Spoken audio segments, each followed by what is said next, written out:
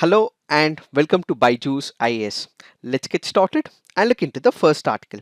The first article says the viability of two proposals. What is the context?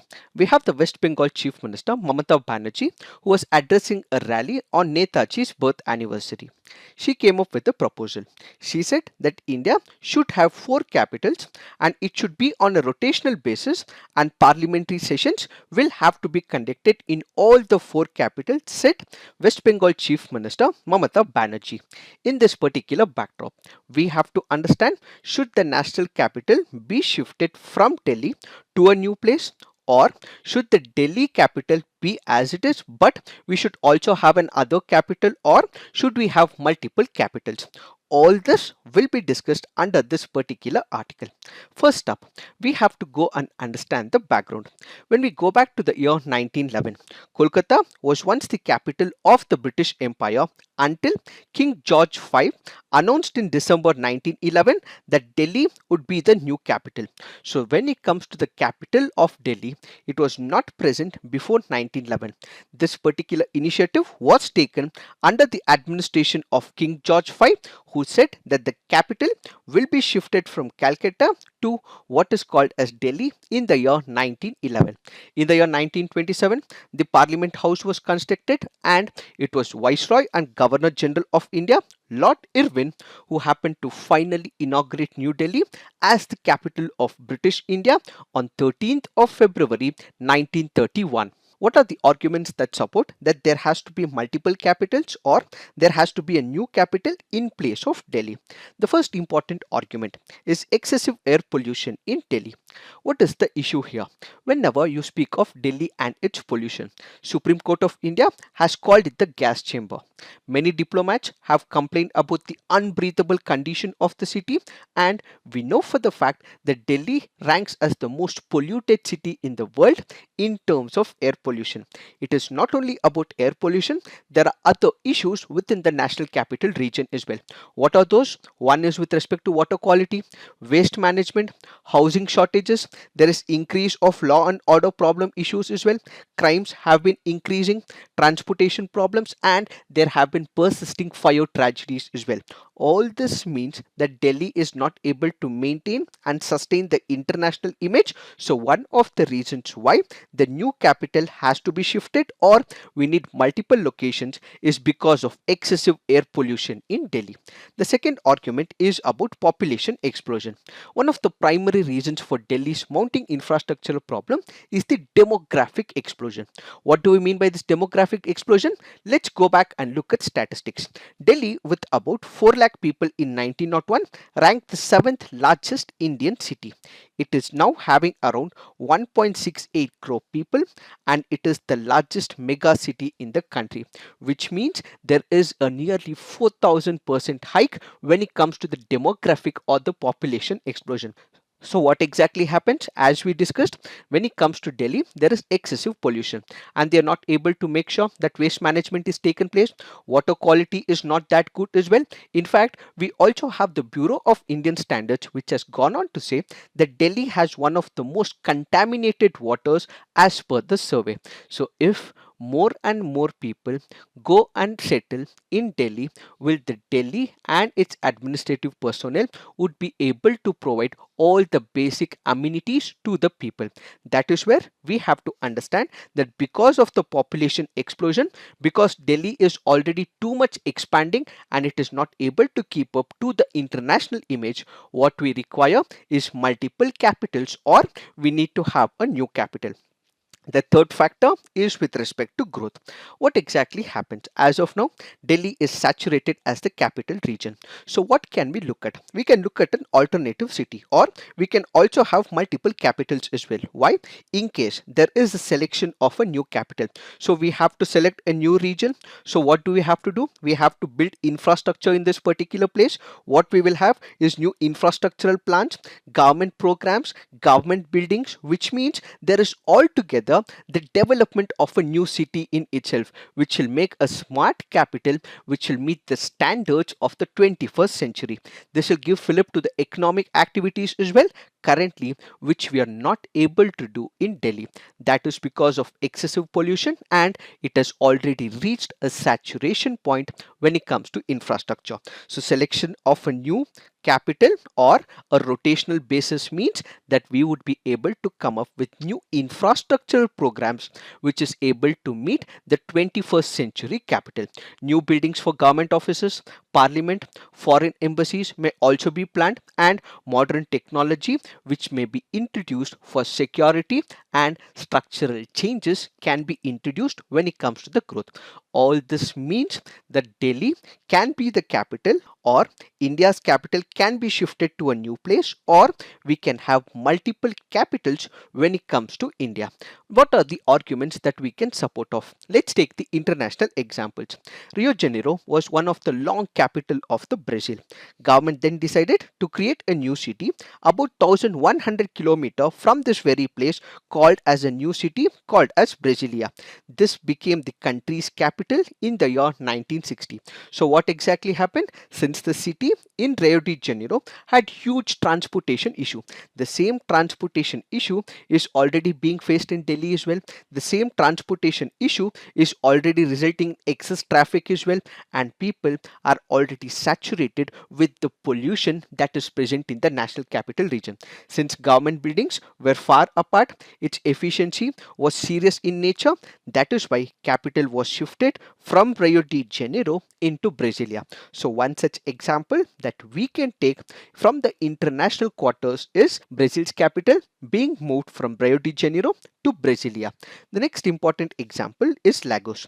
Lagos was the capital city of Nigeria, and its most populous city was replaced by Abuja. Again, what we have to remember is that Lagos was found to be muggy, crowded, and politically divisive as well, and as a result, what they had to do was move the capital from Lagos to Abuja in 1991. These are some of the international examples which showcase that India can take up one of the examples and move the national capital from Delhi to a new place. If such a position is taken, what would happen to Delhi? Delhi can be made as a separate state, or it can continue to be a union territory, and all powers can be designated to the national capital region where a new state or a new union territory is formed in this particular place. In this particular regard, what are the viewpoints we have to consider when it comes to Mahatma Gandhi or Dr. B.R. Ambedkar? According to Mahatma Gandhi, he has gone on to say that capital somewhere closer to the center of the country is very required. This was the perspective of Mahatma Gandhi, and we have Dr. B.R. Ambedkar in his books Thoughts on Linguistic States in 1955 has dedicated an entire chapter about multiple national capital. He goes on to support another second capital in spite of the presence of Delhi. So what does he say? He says that we have the national capital Delhi, and apart from that, he also proposes a second capital somewhere close by to the southern part or in the central part. Why? Because this would be easily accessible from all quarters, from north, from the east, from the west, and as well as from the south as well. So what we require is the second capital, says Dr. B.R. Ambedkar. When you go back to the history books, yes, we did have the examples as well. One such example can be taken in terms of Mughal regime. The other example can be in terms of the British Empire. When you look into the Mughal regime, Delhi was one of the capitals and Srinagar was the other. And when it comes to the British, one of the capital was Calcutta, the other was Simla.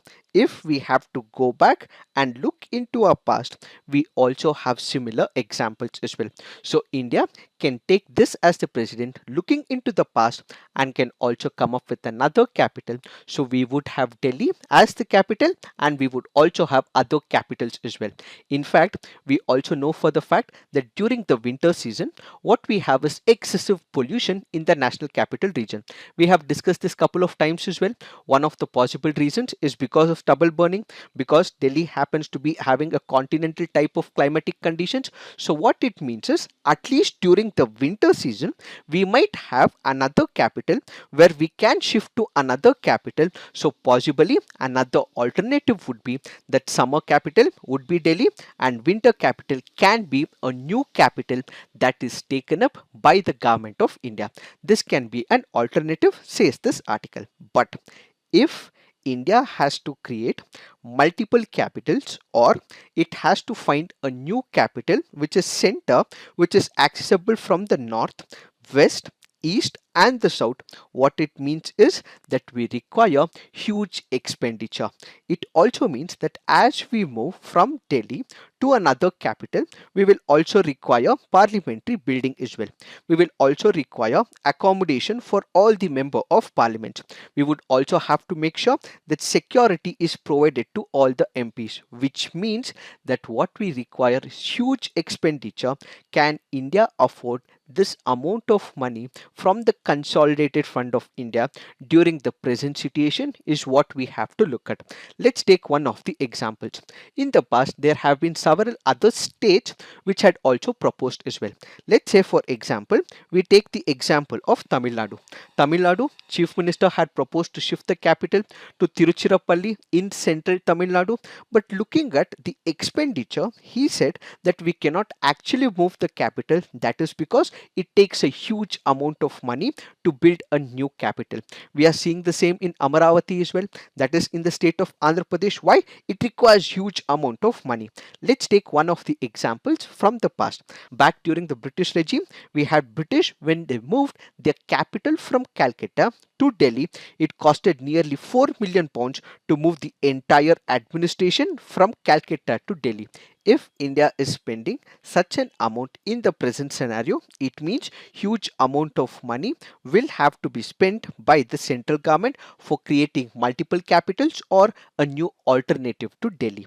So what is the way forward that we have to look at in case India does decide that it has to look at multiple options or another capital apart from Delhi? What we have to look at is the central location. This should be accessible from the north, it should be accessible from the west, it should be accessible from the east and it should be accessible from the south. So what we have is one central capital that needs to be created, which can be used as the winter capital. Why winter capital? That is because, as we discussed, when it comes to Delhi, there is excessive pollution during the winter season. So an alternative to this would be a new capital in the central region. It should also have better climatic conditions, it should be less prone to pollution from outside as well, and at the same time this should be centrally located and should have very minimal population. So this should also serve the requirements of the national security. If all these parameters are met, we can look at an alternative is what we have to understand. We are not suggesting that the capital has to be moved. We are just giving an opinion that if they decide, they can look at all these parameters and then come to a conclusion about multiple capitals or an alternative to Delhi with the presence of Delhi as one of the capitals. It is this that we have to understand of the first part of the article. The second part of the article is speaking about Supreme Court. What is it about Supreme Court? Currently, the bench of the Supreme Court is in the national capital Delhi. But what is the major issue? The major issue is in terms of accessibility. Let's say, for example, as we have just discussed, when it comes to the Supreme Court, it is in the northern part. So let's say a person from South India, if he has to go to Supreme Court, he has to spend a lot of money for traveling to the Supreme Court for his own case. So this will mean it will be a huge cost for that particular petitioner. And at the same time, let's say for example, whenever there is a person who is practicing in High Court, he may not be able to practice in Supreme Court. Why? This will require extra permissions as well. So in the present context, this High Court advocate or a person from a particular region has to put out all the information to the Supreme Court advocate, and it is this Supreme Court advocate who will argue in front of the Supreme Court. So what would happen? The rates that these Supreme Court advocates charge is too huge as well. They actually charge too much, which might not be affordable for people who are traveling from southern parts or from the western parts or from the eastern parts as well, which means once again the cost for fighting a particular case will be exorbitant. So what the author in in the specific case says that if at all multiple capitals, if they cannot be established because of the exorbitant huge expenditure, at least the government will have to take steps so that the Supreme Court and its bench is set up in the southern part or somewhere in the middle so that the cost can be comparatively reduced. It is this that we have to understand in reference to both these issues under this article. Now let's look into the next article. This article here is speaking about employing new digital tools and mechanisms in order to improvise the health sector in the country. The article draws its inspiration and steps and lessons from the COVID-19. What exactly happened? COVID-19 hit us all. It hit us on the economic front, it hit us on the health front as well. But when you consider the health front, it is not only impacting the people, it is not only snatching away the lives of the people, but other diseases were also impacted. How? Let me give you an example. Let's say as the COVID-19 hit, one of the major sectors that felt the heat was the health infrastructure. What is it about health infrastructure? Ideally, we required the public sector buildings. We also required doctors as well. We also required healthcare workers as well. But with COVID-19, what we had was the dearth of the health infrastructure, people as well, that is the doctors. So as a result, people or the doctors who were working in other specialities, which means to say they were operating in other services, had to be pushed towards taking care of the COVID-19 patients. So there wasn't anything that was explicitly present for COVID-19, but doctors and healthcare workers who were working in other non-communicable diseases, they had to be sent to the COVID-19 centers or the COVID-19 areas, so they had to take care of the COVID-19. So what do we actually see? That other patients, let's say for example heart issues, kidney issues, or any other issues for that matter, such healthcare workers or the people had to be moved to COVID-19, so there was dearth of people in the other sector. This also meant this dampened the non-emergency care as well. Let's say for example there are issues with respect to skin, or let's say for example there are issues with respect to eyes. These are not emergency in nature, but because of COVID-19, because they felt that they could be impacted because of COVID-19, or they may catch COVID-19 issues as well, this is where it haunted the non-emergency care. Essential services were disrupted.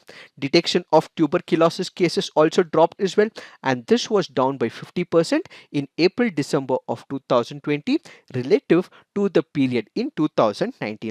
Antenatal care, one with respect to the pregnant women, were also down by 56% in the first half of the 2020, and cancer care was also badly affected in multiple countries as well. What they require is periodic intervention. Since they were in fear, they were panic struck, it meant that cancer care was also disturbed.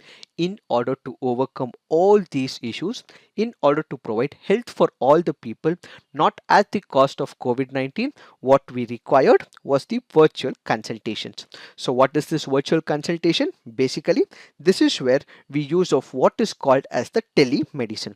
What is this telemedicine? Let's say there is one of the person in the remote corners of the country. Let's say he's in one of the village. Let's say there is another doctor who is currently placed in the national capital region.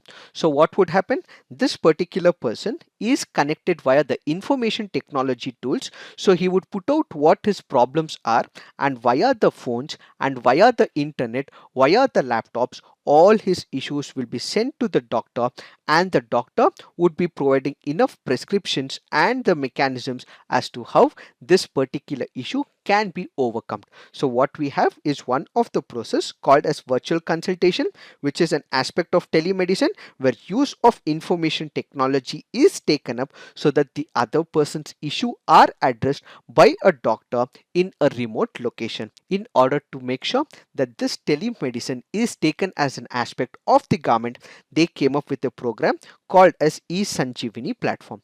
But this once again was not accessible.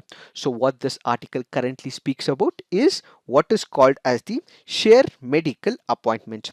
What is this share medical appointments? Let's say for example, whenever there is a consultation, what do we have? We have one single doctor. What we will also have is one single patient. Now let's imagine a situation, a patient where most of them will have fever. Let's say there are about 5 patients who have fever. They have similar characteristics, they have similar issue, they have similar symptoms. So all these patients at a time will go to the same doctor at a particular time and the prescribed time, so that the doctor is able to take up all these patients at a single time and addresses all their symptoms and issues. That is what is called as shared medical appointments. So what exactly happens? There are about 4 to 5 patients, or there are a group of patients. They're all fixing an appointment at a particular time. So the doctor gives information to all the patients at the same time. So what is happening is that they have a same issue and it is getting addressed. So what we actually see here is that the health for all is addressed on the same parameter. What is the advantage of it? The advantage is, let's say for example, there might be people or there might be patients who might not know about multiple symptoms that the other person of the same disease is going through. When they are on a same telecommunication platform, it means they would be aware of the complexities, and at the same time they might also put out their perspective as well, and at the same time they might learn from the other patients as well, and at the same time this will also boost the productivity of the doctor as well. Why? At the same time he is addressing 5 different patients, so all the 5 patients issues are addressed at the same time. The only issue that we would be facing is with respect to privacy. Apart from this, there are other advantages as per the article that we just discussed. So this particular system has been present in the United States of America for nearly 20 years. So India, if it is possible, can adapt this particular protocol or the mechanism so that health for all is accommodated. Apart from this, what are the advantages of telemedicine? The author goes on to say that the healthcare workers can also explain the benefits of COVID-19 testing and taking the vaccination as well. Whenever we consider the vaccine, there is what is called as vaccine hesitancy, and people might also have some misinformation about this particular issue as well. How, in case the vaccine is administered to them, it might cause side effects is the assumption. So when it comes to the telemedicine or communication with respect to the patients, the healthcare workers would be able to explain the benefits of COVID-19 testing and remove all the hesitancy about the vaccine administration. In fact, going forward, India will also have to follow what is called as the world's global strategy on digital health, says the author. What is it about this particular strategy? Basically, this is a roadmap for all the countries in the world to rapidly expand what is called as the digital health services. As of now, we do not have the health infrastructure. As of now, we do not have the internet penetration. So going forward, in case we are able to boost the internet penetration, as we discussed, what we will have is the increasing productivity and at the same time efficiency, and health for all can be considered. And India's advantage right now is that we are one of the world's most important country when it comes to handling the smartphones. More number of people also have smartphones as well. They also have data as well, and when it comes to data, it is cheap as well. So in case they want to consider the doctor, in case they do not want to be impacted by COVID-19, in case they have the fear of COVID-19 that they'll catch this particular virus and they might be impacted because of COVID-19, they can look at these options of telemedicine. So what we require is innovation in system thinking, learning and adaptation to meet the 21st century standards, and new digital tools and techniques so that we empower every single person so that he can get his health issues sorted by the health workers, is what is this article all about. It is this that we have to understand in reference to this article. Now let's look into the next article. This article says no immediate plan to end presence in Sahel. The article is important from your preliminary examination point of view. There are 3 points that we have to look at. One is this particular region called as Sahel. The other is in reference to what is called as Takuba military, and third is with respect to the Great Green Wall. What are we looking at? We are looking at the Sahel region. What is the Sahel region? This is one of the regions in Africa which happens to be a semi-arid region of Western and North Central Africa that extends from Senegal and it goes up to Eritrea in this particular African continent. So what are the countries that are part of the Sahel region? It includes Senegal, Mauritania, Mali, Burkina Faso, Niger, Nigeria, Chad, Sudan, and Eritrea. And apart from this, the extreme south of Algeria is present, the extreme north of Cameroon is present, the extreme north of South Sudan is present, and we also have the north of Ethiopia as well. So all these countries in this particular region belongs to what is called as the Sahel region. So this Sahel region is this transnational zone. On the northern part, what we have is the Sahara. So on the northern side, we have the Sahara Desert. On the southern side, what we have is the savannas. So this is the transnational region between Sahara on the northern part and savannas on the southern part. So this happens to be one of the important preliminary factual data. As we just discussed, what we have is the Sahara Desert on the northern part. So what happens whenever there is this desert? There is increasing cases of desertification and it may stretch up to the countries as well. This means more desertification, less will the profit, less will be the green cover, and there will be excessive droughts in all these regions. In order to overcome the desertification and droughts, we have one of the initiatives taken by the African Union in the year 2007, and that is what is called as the Great Green Wall Initiative. So what is it? It is Africa's flagship initiative to do what? To make sure that increasing desertification is completely eliminated or it is minimized over a period of time. So the project is a response to the natural resources of degradation and drought in the rural areas. Apart from this, initially, when this particular project was taken up, the original intent was to fight desertification. But over a period of time, they also realized that people were not having enough food to eat. There were people who had lost their jobs because of desertification. So the Great Green Wall Initiative also meant that the livelihood means and mechanisms of the people in the Sahel region will also have to be improvised, and at the same time the degraded land will have to be reduced is the major objective of this Great Green Wall Initiative. So majorly this Great Green Wall Initiative is helping the communities mitigate and adapt to climate change as well as improvise on the food security.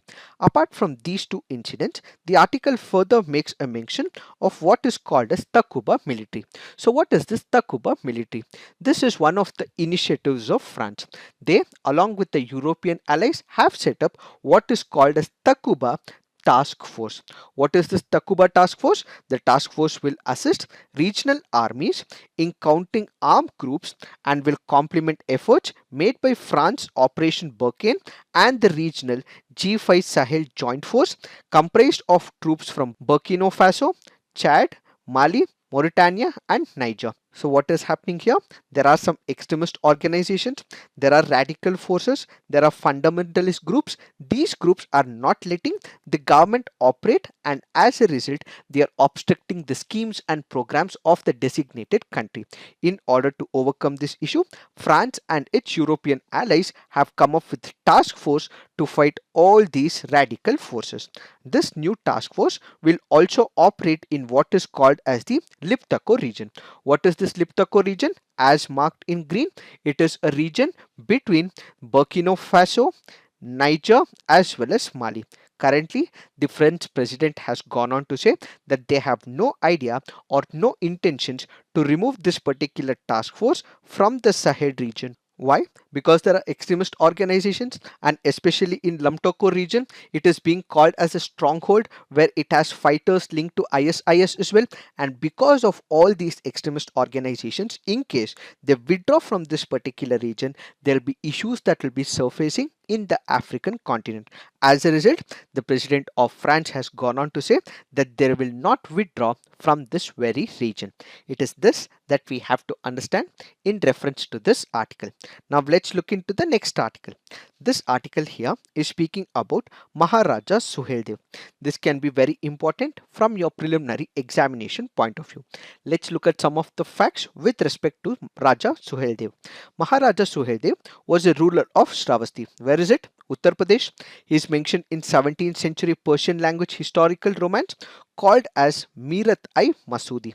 Mirat-i Masudi was written by Abdul ur Rahman Chisti during the reign of Mughal Emperor Jahangir. In this chronicle, Suheldev was the son of King Moradwaj of Shravasti. Suheldev is popularly known to have defeated and killed Ghaznavid general Ghazi Syed Salar Masood, who happens to be a nephew of Muhammad of Ghazni at Bahrej in 1034 CE. Suheldev is alternatively known as Sakardev, Suhirdwaj, and Sahardev, and so on. The Maharaja Suheldev Memorial is being built currently in Bahrej, Uttar Pradesh. So do remember all these factual data because this can be important from your preliminary examination point of view. Now let's look into the next article. This article here is speaking and makes a reference with respect to River Ken. So let's understand some of the important factual data with respect to River Ken. The Ken River is one of the major rivers of the Bundelkhand region. It flows through two important states. One happens to be Madhya Pradesh, the other is Uttar Pradesh.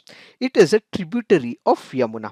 The longest tributary of River Ken happens to be Sonar. So Sonar is one of the tributaries of River Ken and it happens to be the longest tributary of River Ken. The Rane Falls on the River Ken and Kenyal Garial Sanctuary are the tourist attractions in this particular area, and River Ken passes through Panna National Park. So remember all these important factual data. It can be very important from your preliminary examination point of view. Now let's look into the next article. This article here is speaking about South Africa variant of the COVID-19 virus. What is the variant of a virus? Viruses usually have what is called as mutation. What do? They change their structure. When they change their structure, when there is mutation of the virus, that is what is called as variant. We have discussed in the past about the UK variant, and now what we have is the South African variant, which is called as 501 Y.V2, and currently there are 4 cases that we have witnessed in our country. So what is the major problem? When you look at the UK virus or the variant of the UK virus, it was not contagious enough. But when it comes to the South African variant, what we have, it is more contagious, it is easy to spread, and it also affects the younger population as well. When you look into the previous viruses, it was mostly impacting the elder generation or the senior citizens. But in the present scenario of South African variant, it is said that it has also been affecting the younger population as well. Now the question is, we do have the vaccines. One is Covishield, the other is Covaxin as well. These medicines or these vaccines were sent to South Africa as well. But South African government has said the vaccine developed by AstraZeneca, which happens to be Covishield, has very limited efficacy when it comes to this particular variant. In fact, they have also gone ahead and said that this particular vaccine is not that adaptable for the variant that is present in South Africa. But they have endorsed another vaccine, that which was developed by Johnson and Johnson, and have gone ahead and said that it has provided protection to nearly 57% of the people in South Africa. So what is the cause of concern here? As of now, we do not have issues that have surfaced in India. But if we are not able to keep a check on it, and if there are exceeding cases of South African variant, that is when it will be tough for us to protect the population with the vaccines that we currently have. Why? That is because Covishield or Covaxin is not that effective when it comes to the South African strain, is what we have to understand in reference to this article. Now let's look into the next article. This article here is speaking about vaccine hesitancy. What is this vaccine hesitancy? What are the issues concerning it? What have been the problem areas and why this is surfacing every now and then, and what needs to be done has been explained on 2nd of January 2021 under the third topic, Health Ministry plans communication strategy at 18 minutes 43 seconds. So please look into it to understand what is this vaccine hesitancy all about. To tell you in brief, what is this vaccine hesitancy? As of now, we have Covishield and Covaxin, which has been given permission by the government of India. This vaccine has also been administered to the healthcare workers, government officials, and to many people as well. In spite of the presence of the vaccine, in spite of its availability, affordability, and accessibility, people are reluctant to take this particular vaccine. So they are reluctant, they are refusing to take this particular vaccine, which is what is called as vaccine hesitancy. So what is vaccine hesitancy? The efficacy has been tested, the drug regulator has given permission, and there are no side effects has been proved by the vaccines. But in spite of it, people are scared, they are skeptical, which is what is leading to they not taking up this particular vaccine, which results in what is called as vaccine hesitancy. Now let's look into the next article. This article here is speaking about sedation. We have one of the videos that has been recorded by Samad sir. What is the sedation? What has been the historical background? How is it used? And what are the Supreme Court cases has been explained in that video. The link for the same will also be provided in the description box, so kindly look into it. In reference to this article, kindly remember one of the statements made by the judges. He says, in the absence of any extortion, call, incitement, or instigation to create disorder or disturbance of public peace by resort to violence, the sedation law cannot be invoked against anyone, says the judge. So please remember this statement. It can be used when you're writing your answers. But for the rest of it, we have a video and the link will be provided. Now let's look into the mains practice questions. Should India have multiple capitals on rotational basis? Critically examine. Next question. What lessons can we learn from the pandemic that can be applied usefully to deliver healthcare efficiently using new digital tools? So please write all your answers on the comment section. Peer review, give positive feedback to your friends' answers so that they write more. You get a perspective as well. So this is it for today. Thank you for watching. All the best.